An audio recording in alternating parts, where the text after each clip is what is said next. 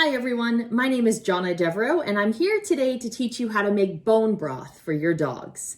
Bone broth is a nutrient-dense, beneficial treat that's really easy to make at home. It is rich in collagen, gelatin, glucosamine, glutamine, chondroitin sulfate, magnesium, and tons of other trace minerals. It aids in digestion, supports the immune system, and supports the musculoskeletal system.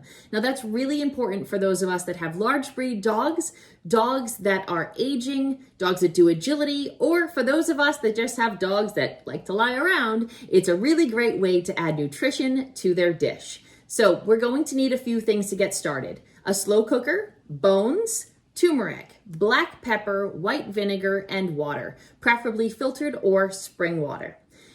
Let's talk for a second about turmeric.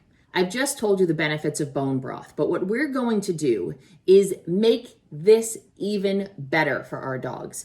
Turmeric is rich in the plant polyphenol curcumin, and curcumin is a powerful antioxidant that helps reduce inflammation in the body. Combine that with black pepper, which has the alkaloid piperine, which has been proven to enhance the benefits of curcumin and absorption by the body of up to 2,000%, and you have a 1-2 punch. Powerhouse bone broth coming at ya. So let's get started. We are going to add 4 teaspoons of turmeric. We're going to add 1 teaspoon of black pepper. We are going to add 3 tablespoons of white vinegar. We are going to also put the spring or filtered water into the bowl. And oh yes, let's not forget about those bones. I am using beef bones and lamb bones. You can use any type of bone you want. Preferably they're going to be raw to have a higher extraction. And then, big side note, once the bone broth is done, we have to discard these bones. We are in essence cooking them, and we never want to feed cooked bones to our dogs. So once you have everything in your pot, we're going to head out onto the porch and we're going to get started. You'll need about 39 hours, to be quite honest, from start to finish.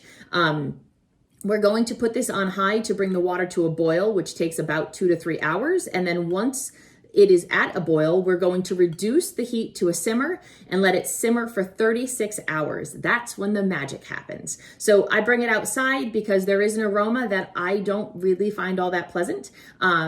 So let's get started. You can cook it wherever you want, but I'm taking mine out. Once your bone broth is at its boil, which should take about 2 to 3 hours, you're actually going to reduce the temperature down to low and let it simmer for 36 hours more.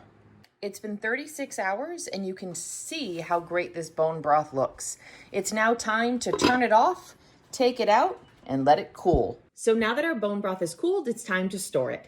I personally love storing in mason jars and went ahead and put mine in these here. I did also put some in some Pyrex bowls and tucked it into the freezer so my dogs can have a frozen tasty treat in the future.